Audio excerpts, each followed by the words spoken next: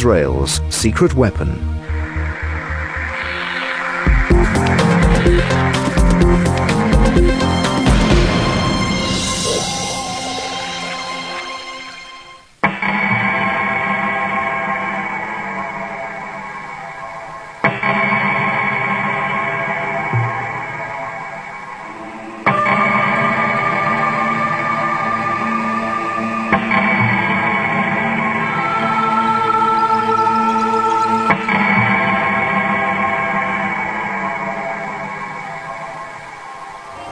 Let me stay in your arms, I'm addicted to your charm. You're getting to be a habit with me. Meet the Elofs. 5 years ago, they adopted a man they'd never met, who writes to them from a prison cell in Israel. My dearest Nick and Mary, I'm very glad to hear from you so soon. About the next parole hearing, I don't know what will happen. We've passed a long time in a very bad, cruel condition. We will see what the US is going to do with Iraq, if they'll go to war. The man they adopted is Mordecai Vanunu, jailed as a traitor. He spent 11 years in solitary confinement. He was buried alive. He was shut up in a 6-by-9-foot cell. No windows, so he couldn't see outside. Even when he exercised, there was a canvas around him when he was out walking. He has spent more time in isolation in a prison in the Western world than any other human being. It was that bad. His condition was that bad. And that's what really moved us to adopt him. How can a country treat a human being that way? Vanunu moved to Israel as a child with his family from Morocco. He served in the Israeli army, studied philosophy, and found work at Dimona. This mysterious complex in the Negev desert employed thousands of people, all sworn to secrecy. For years, Israel called it a textile factory, never admitting its true purpose, making plutonium for bombs. Vanunu's dissent over government policies was noted. He was given a warning and decided to leave. But not without the evidence which would change history.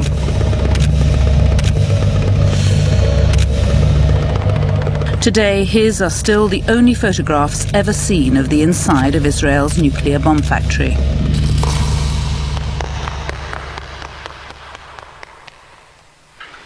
It's 16 years since Sunday Times journalist Peter Haunem heard rumours that an Israeli whistleblower was offering proof of what the world had long suspected. Here was someone who'd said he'd worked right inside the plutonium separation plant, helping to fabricate atomic weapons, who had taken photographs of the machinery, and who had lots of information about how much material was being processed and so on, and therefore he was potentially going to be able to provide incontrovertible evidence that Israel had a very advanced program. Haunem flew to meet Vanunu, who is now a Christian living in Australia. He was brought to England. He was hidden in a country hotel and smuggled into the paper's offices in the boot of a car while they checked his story. But Israeli intelligence agents, caught here on Wapping's security cameras, were onto him. They were waiting to strike.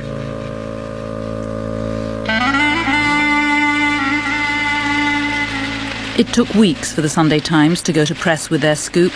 When they finally did, on October the 5th, 1986, Vanunu had vanished.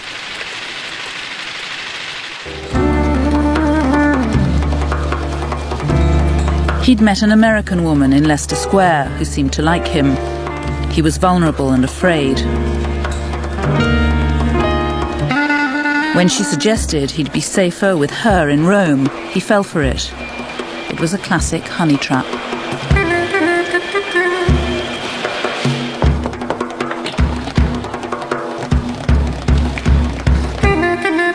Once in Rome, the full weight of Israel's wrath kicked in. Vanunu was overpowered, assaulted, and drugged.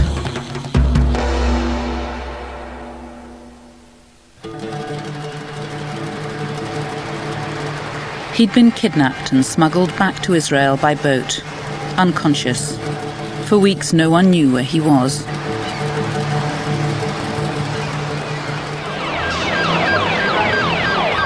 Eventually, the Israelis brought Vanunu to court for a secret trial. They now admitted they had him, but still no one knew how he'd got there. His kidnap, an illegal act on foreign soil, was kept secret. Somehow Vanunu found a pen and solved the mystery for the waiting press.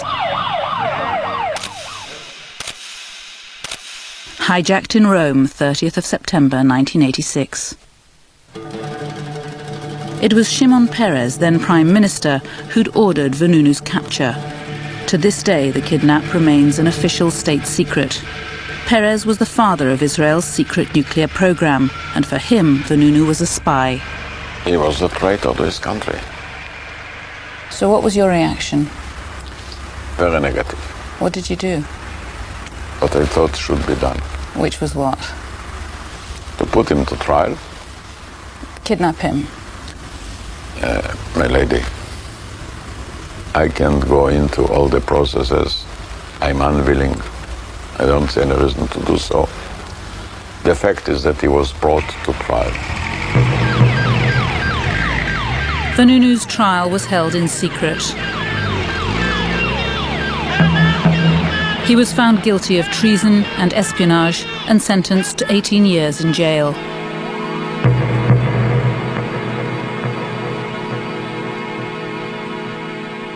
Vanunu was treated this way out of revenge, out of a way to deter others, and because actually he's the person who broke the taboo of the secrecy in the Israel society, a very strong and influencing taboo in a very closed society, more like a tribe. Mordechai Vanunu started his sentence on the 27th of March 1988. Few tears were shed. For most Israelis, he was more than a traitor. He'd rejected Judaism. His parents declared him dead, and the world forgot about Israel's nuclear whistleblower. But the truth was out. Vanunu told the world that Israel had developed between 100 and 200 atomic bombs and had gone on to develop neutron bombs and thermonuclear weapons, enough to destroy the entire Middle East, and nobody has done anything about it since. Today, proliferation experts report Israel has the world's sixth largest nuclear arsenal, with small tactical nuclear weapons, nuclear landmines, as well as medium-range nuclear missiles launchable from air, land or sea. It's thought plutonium is made in Dimona. Nuclear weapons are assembled at Yodafat and stored at Zechariah and El Abun. 3 nuclear submarines are based in Haifa, and Israel's biological and chemical warfare laboratories are at Nes Ziona. Israel never comments on such reports. But evidence continues to emerge. In 1992, an Israeli cargo plane crashed in Amsterdam, killing 43 people. The Israelis claimed it was carrying flowers and perfume. It took 6 years and a Dutch parliamentary inquiry before they admitted it was carrying DMMP, a key component for sarin nerve gas. The DMMP was bound for the Israeli Institute of Biological Research at Nes Ziona, one of Israel's most secret defense sites. It's subject to no international inspection, and reporting of its activities in Israel is prevented by strict military censorship.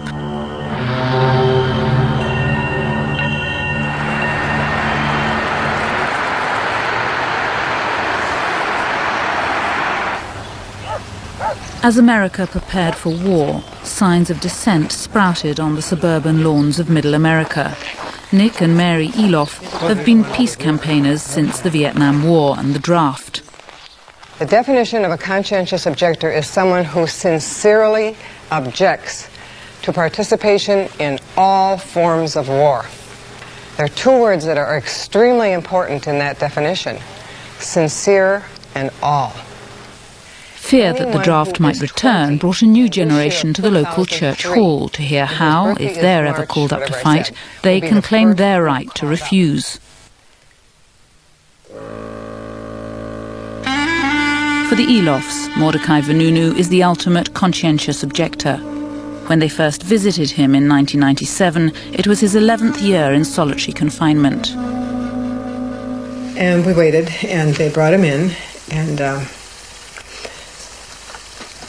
he looked like an old man. I didn't anticipate that. And he came up to us, and he put his fingers through the bars, through the cage, because it was a steel cage. And we were crying. We felt so awful to see him like this. Vanunu writes regularly. It's the only communication he's allowed with the outside world. But his letters take months to arrive, and they're always censored. Oh, and he says, don't feel so bad, we can bear another year. My, what courage. The early letters that we got were totally cut out. I mean, you could pick it up. This isn't even an example, because they were cut out more than that. More than this. They use a highlighter, and then they bring it to Mordecai, and he has to cut out the things that they've highlighted. And one time, he said they weren't paying attention, and so he just put the pieces in the envelope. We got them, because we said, we got the pieces, we got the cutouts. And they're really not even significant. I think it's control, total control.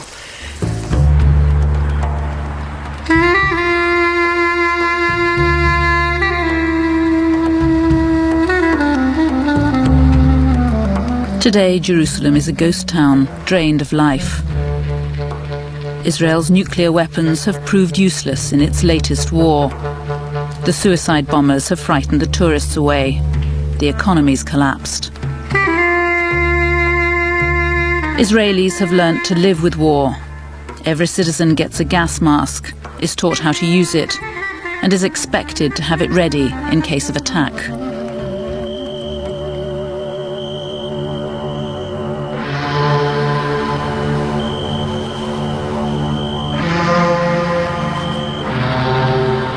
Nuclear weapons are seen as a justifiable deterrent by most Israelis who feel besieged by enemies.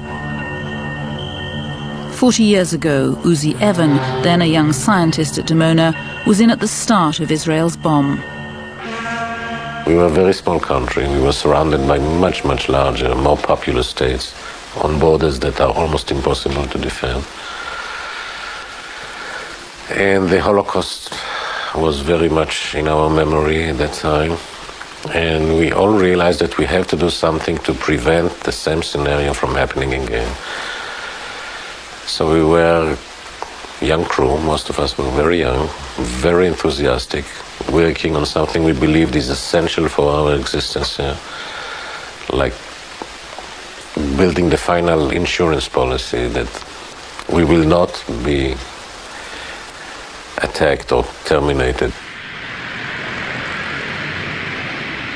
It was the young Shimon Peres back in the 50s who negotiated a secret deal with the French to buy a nuclear weapons reactor like theirs.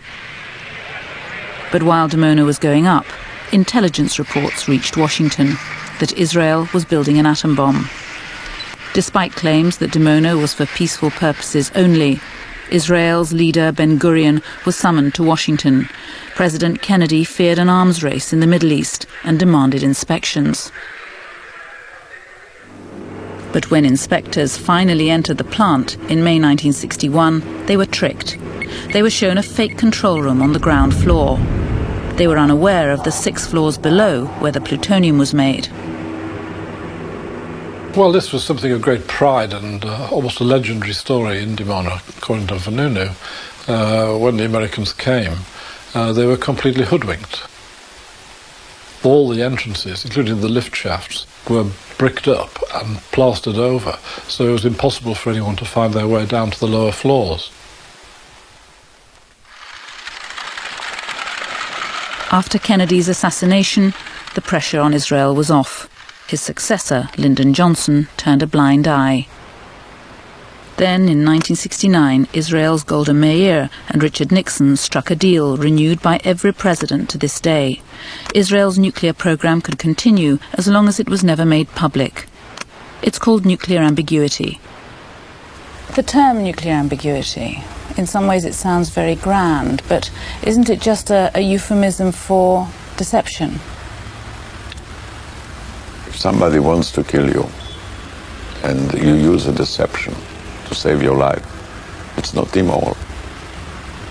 If we wouldn't have enemies, we wouldn't need deceptions. We wouldn't need the talent. Was this the justification also for concealing the flaws of the plutonium reprocessing areas from the Americans, the inspectors, when they came? You are having a dialogue with yourself, not with me. But that's been documented in a number of books. Ask the question to yourself, not to me. But is it not true? I don't have to answer your questions here. I don't see any reason why. Ambiguity is a luxury unique to Israel.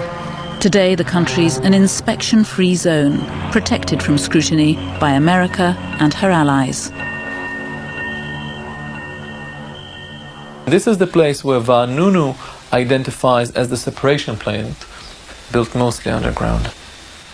And this is the silver dome of the Dimonian nuclear reactor. Ronan Bergman is an Israeli journalist specializing in security and defense. This picture was taken by one of the best commercial satellites available, called Iconos. And Iconos is capable of taking pictures up to the resolution of 1 meter. However, due to the demand of Israel, the American Congress ruled a new amendment to the law that forbids American satellites to sell anything of Israeli sites that is better than 2 meters. Meaning the Iconos is taking the imagery of Israel and then they change the imagery to the resolution of 2 meters. Worse, less clear. Much less clear and worse, yeah. And that was a ruling in the United States, but specifically for Israel, not for other countries? Only to Israel. Last November, there were signs of a softening towards Vanunu. The authorities allowed pictures to be taken at his parole hearing. Parole itself has always been refused. Vanunu still has secrets, the prosecutor claims, that could harm Israel. It's an argument his lawyer will have to fight at the next hearing. Will the court hear the secret that they claim Vanunu holds? They will hear some of the secrets, not the real secrets. They will hear secrets about the secrets. And you too, as his lawyer, will hear those? Part of it, less than the court. The court will hear the secrets about the secrets. I may hear the secrets about the secrets about the secrets. Is that really the case, or is that a sort of ironic? No, it's really the case. I will be giving some type of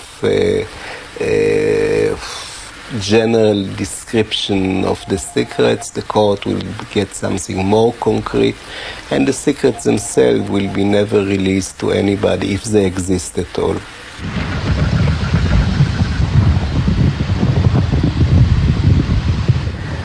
In January, Nick and Mary Eloff came to Israel.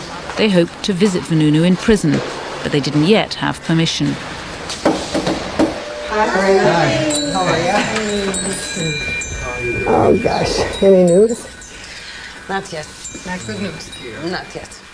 Raina Moss is one of a small group of Israelis campaigning for Vanunu's release. She'd been hassling the prison authorities for weeks to get Nick and Mary the necessary permissions. He says he never got a fax. What she says now is that they have approval from one authority, but she's waiting for approval from a second authority. Do they clearly understand that our time limitation that we're leaving on Friday? Oh, absolutely. I made that absolutely clear to them. I said that you're leaving on Friday. I said that you've already been here for a couple of days.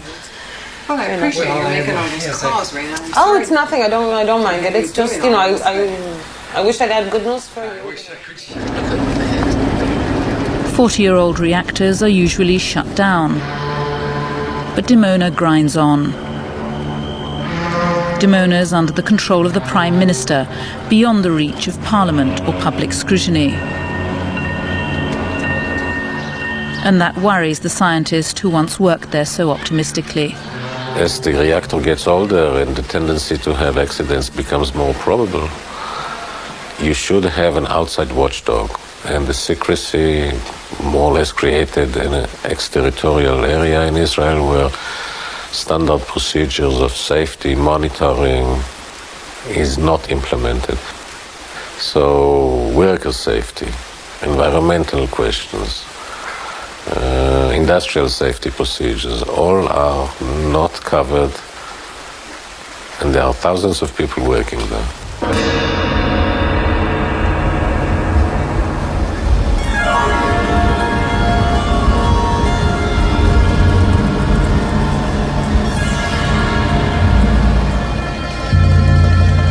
But the secrets of this old reactor are beginning to leak.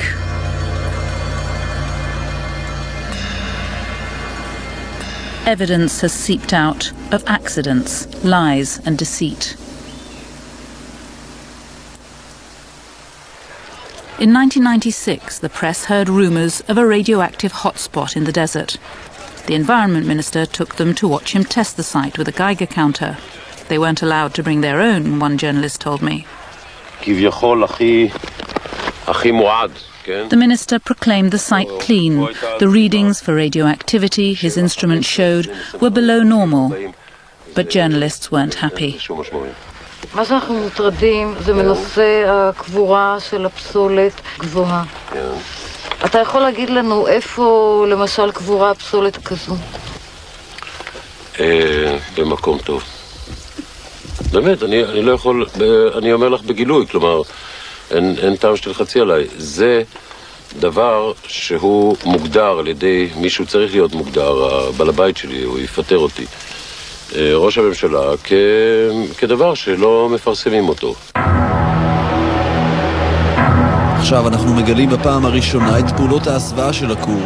But on Israeli television last year, a groundbreaking documentary alleged it was a cover-up. Aryeh Spieler, a Holocaust survivor and a loyal Dimona worker for 27 years, described how he'd been told to prepare the site for the minister's visit by removing contaminated waste from a deep crater. He said he'd replaced it with fresh soil and planted trees to cover the hole, as though it had never happened. Then he said they brought the minister and the press to prove that everything was okay. 5 Dimona workers appeared on the programme. They'd given their lives for Dimona, they said, and now they felt betrayed. They broke no secrets, only the code of silence. They said they'd worked with uranium. There were fires, spills, explosions of toxic gas. Now that they were sick, they said the plant didn't want to know. The management was denying they'd worked with radioactive materials, and because they were bound to secrecy, they couldn't fight for their rights.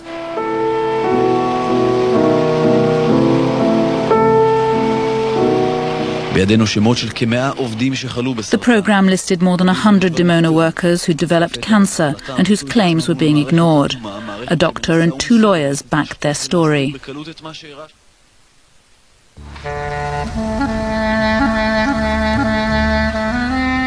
It was the first time Dimona workers had spoken out. I want to talk to Aryeh Spieler. He's suffering from cancer, and in the last few years he's seen a number of his friends and colleagues who worked there with him die of the disease. He's been fighting for compensation for their families, for their widows, and I know he'd really like to talk to us about this. He's told me he wishes he could, but he's also told me he's been warned off, he's been told not to talk. But I'm going to go and see him and see if he'll change his mind.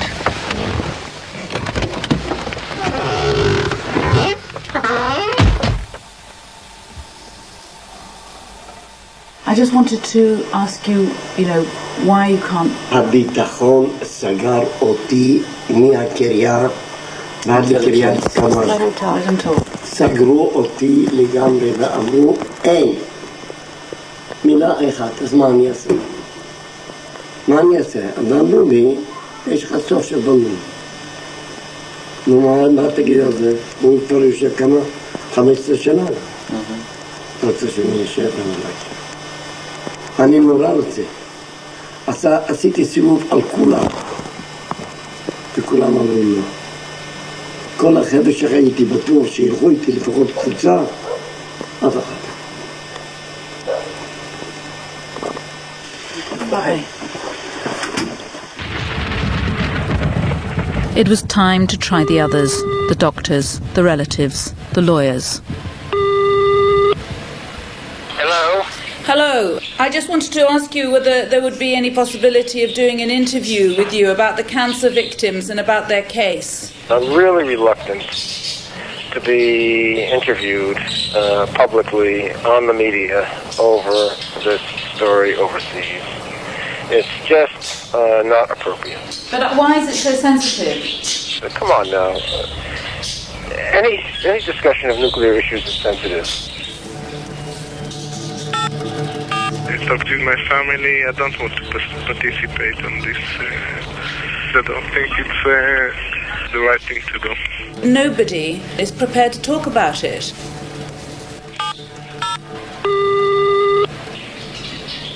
There are things that are not, it's not good to talk about, even if you're a lawyer. Are you worried about a sort of Vanunu scenario? Of course you think about it. I just don't get it. If this was the Soviet Union or Iraq or North Korea, I'd understand why people are so scared to talk. But this is Israel. It's supposed to be a democracy.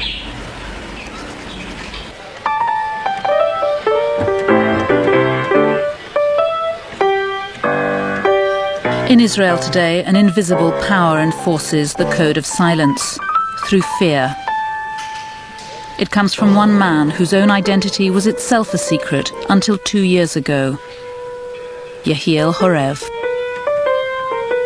Horev is the smartest, most brilliant official figure in the sense of gathering power. He took some kind of very small office and made him the 4th intelligence agency in Israel, with no law, with no real scrutiny and monitoring by the Israeli parliament. And in this sense, he's I think, a grave danger to Israeli democracy.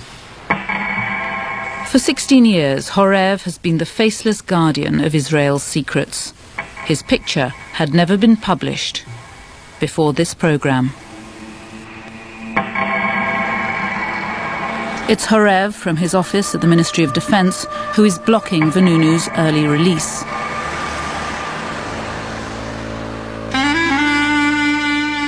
But next year, Vanunu's sentence is up, so Horev found a new Vanunu. Brigadier General Yitzhak Yaakov, known to his friends as Yatza. In his retirement, he wrote a fictionalized memoir and talked on camera about his life. A distinguished soldier and scientist, Yaakov had for years led Israel's top-secret weapons development program. So eminent was he was a candidate for the prestigious Israel Prize. But when he told his life story to a journalist, he broke the rules. The journalist was Ronan Bergman. He showed his article, as all Israelis must, to the censor. It went straight to Horev, who sent in the heavies. They were deadly, deadly serious. My phones were bugged. I was followed by Israeli Secret Service. Yatza was followed by Israeli Secret Service. And the whole system was surrounding us and following us and stalking us. Yaakov went from hero to zero. He was arrested secretly and charged with treason. He spent 2 years fighting Horev. 2 years of jail, heart disease, bankruptcy, and house arrest ended in public disgrace. He was spared prison, but the court found him guilty of betraying Israel's secrets. Horev was afraid that veterans of the Israeli army, the Israeli intelligence, the Israeli nuclear effort would try to maintain their footprint in the history of Israel and tell their story, and he wanted to frighten them, and in this sense he was successful. Do you think that there is too much secrecy, the power of somebody like Horev to destroy the life of an individual like this Brigadier General Yaakov, for example? The man's life was destroyed, and he'd been a very loyal Israeli all his life. It happens, unfortunately, in life, of false accusations, and some innocent people are paying a high cost. I cannot see how can it be avoidable. Israel's parliament had never debated Dimona or nuclear weapons until one MP 3 years ago forced them onto the agenda for the first time. Issam Mahul, an Israeli Arab, broke the taboo to the outrage of his colleagues.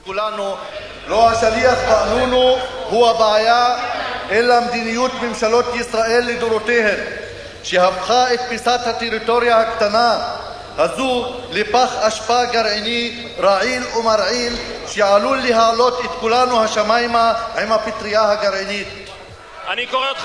These words, uttered in the heart of Israel's democracy, was seen by his fellow MPs as a sacrilege. כל העולם יודע כי ישראל היא מחסן אדיר של נשק אטומי, ביולוגי וכימי, המשמש כעוגן למרוץ החימוש הגרעיני במזרח התיכון. He wasn't allowed to finish his speech, but he'd made his point.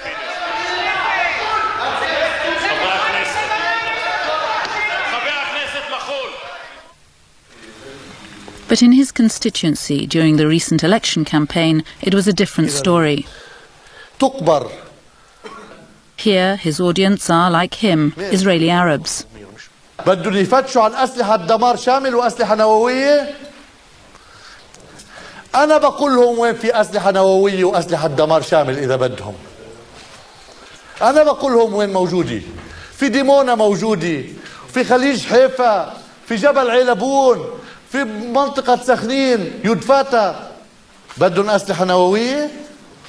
بدهم أسلحة دمار شامل؟ يجوا يفتشوا، يبعثوا مفتشين، أنا باخذهم من إيدهم. In the countdown to war, there was a cry going up of a double standard. The world had to check Iraq's nuclear installations, but not Israel's. How can you compare it?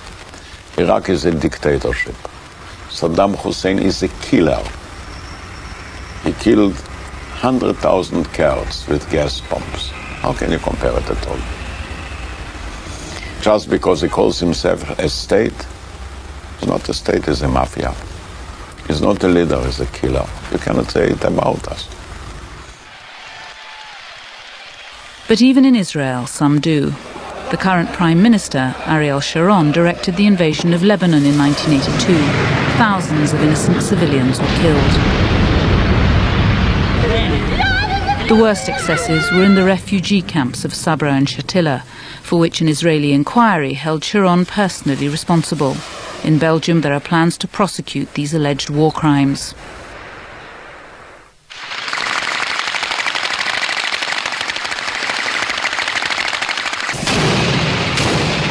While Sharon has been Prime Minister, 700 Israelis have been killed, but more than 2,000 Palestinians have died in attacks by Israeli soldiers. The Israeli army has used new unidentified weapons. In February 2001, a new gas was used in Gaza.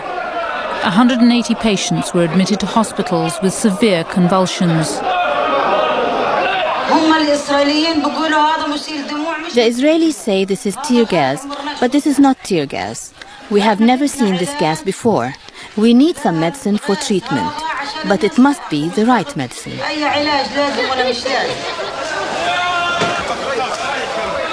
We ask what kind of gas, but nobody verified for us the type of gas to give the antidote at that moment.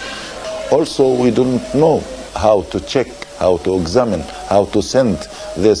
We are in occupied area. We are surrounded. It's impossible to send these samples to international lab to test. Israel is outside chemical and biological weapons treaties and still refuses to say what the new gas was.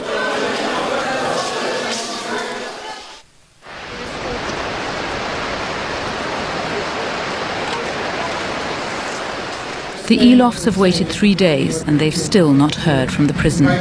They have 1 day left in Israel. They're worried they may have to leave without seeing their adopted son.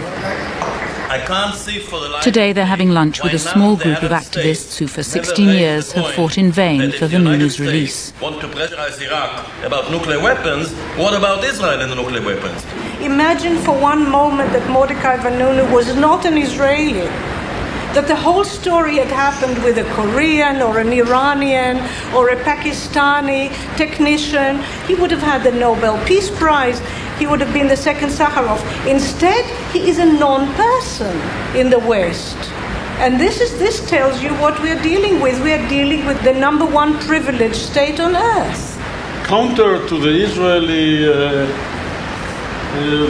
argument that the whole world is against us, it is exactly the opposite. We started the nuclear race in the Middle East. There's no doubt about it, you see. And there is not even one important state in the Western Hemisphere who is dealing with it seriously. You can talk all you want. We can sit here till tomorrow morning and discuss Israel's nuclear policy. We can discuss whatever we want. It's to people who work in those areas, in the weapons of mass destruction, the environment, Dimona itself, all these research places. Vanunu is a living warning to them. This is what will happen to you if you speak out. You'll be Vanunized. That's the warning. You will spend 10 years in solitary confinement. You will be cut off from your family. You will be cut off from everyone who knows you. You will be this prisoner without a number and without a name. That's what will happen to you if you speak out. The same persons we were. Our relationship is more. It's the prison on the phone. Oh, what did... Oh, how marvelous. What time? Well, if we come at 11, can we have an hour and a half? Okay, thank you so much. Okay, bye-bye. On their last day, the Elofs get their visit. After an hour and a half, they emerge. It's just wonderful. We're so excited we don't know what to think because he's... Oh, yeah, you talk. It was a marvelous experience. It's the first time we've ever seen him so high and just anxious to talk about what's going on in his life and what he's looking forward to, especially the anticipation of getting out. He's just strong. That was his final word. Let him know that I'm strong and anxious to get out of here and out of Israel and just start a life all over again. Yeah. He was just beaming, I must say. And he said the message to the world is that I have forgotten the last 16 years. I'm looking toward the future. I believe in a future of nonviolence. So did he say he'd do it all again? You know, he did. He said, of course I would. Isn't that incredible?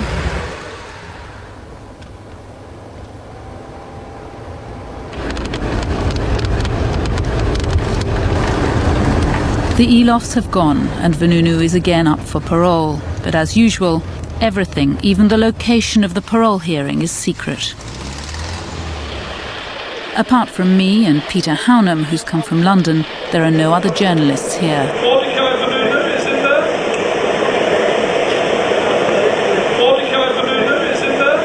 Mordechai Vanunu in there. Is that where the case is being held?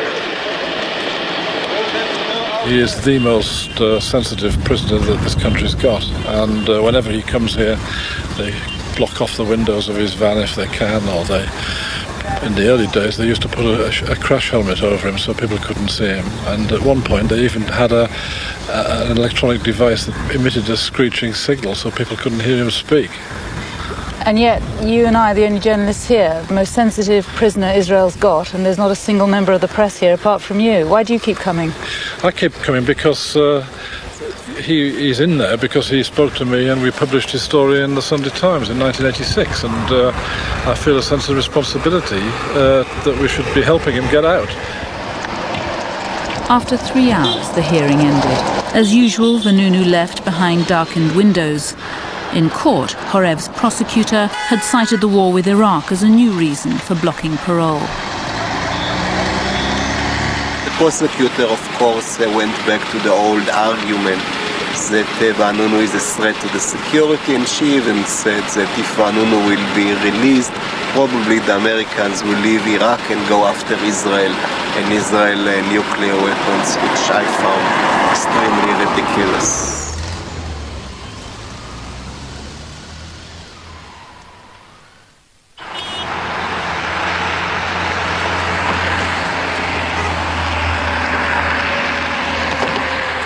Minnesota, the Peace Bridge, and a weekly ritual. Every Wednesday, before and during the war, hundreds protested. Mary was there, and of course Nick. No to war in Iraq. Every week the numbers grew. There was a new generation of peaceniks who were children when Israel's nuclear weapons were exposed.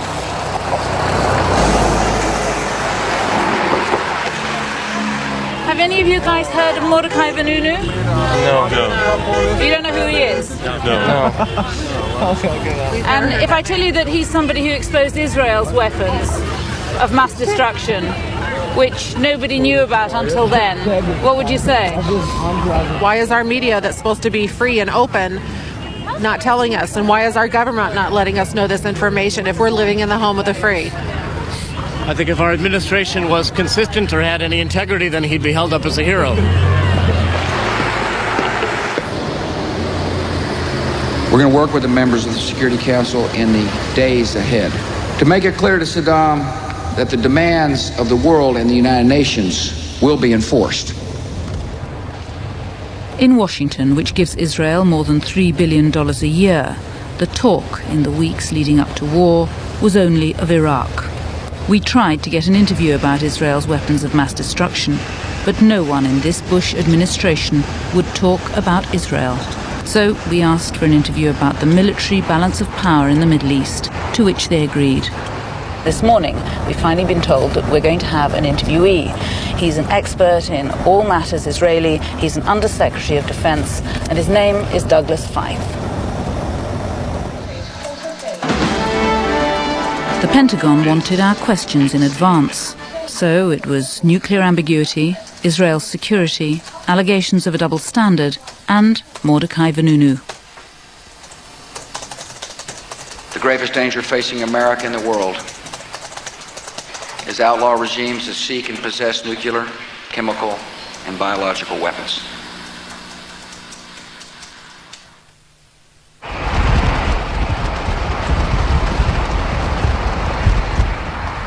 Yet again, the shutters have come down on this story. Our interview with Undersecretary for Defense Douglas Feith was scheduled for 4 o'clock, somewhere in this vast complex of the Pentagon behind me. Yet at the last minute, we've heard the interviews cancelled. Questions about Israel, it appears, are strictly off limits. We'd received this email from the Pentagon. Ladies, we showed Mr. Feith the list of topics for the BBC interview. He is not willing to answer any of the questions you listed. Respectfully request you resubmit your questions as soon as possible this morning. Questions directed toward the current Iraqi situation. On February the 19th, Vanunu was again refused parole. He remains in Ashkelon prison. Horev has let it be known he intends never to let Mordecai Vanunu leave Israel.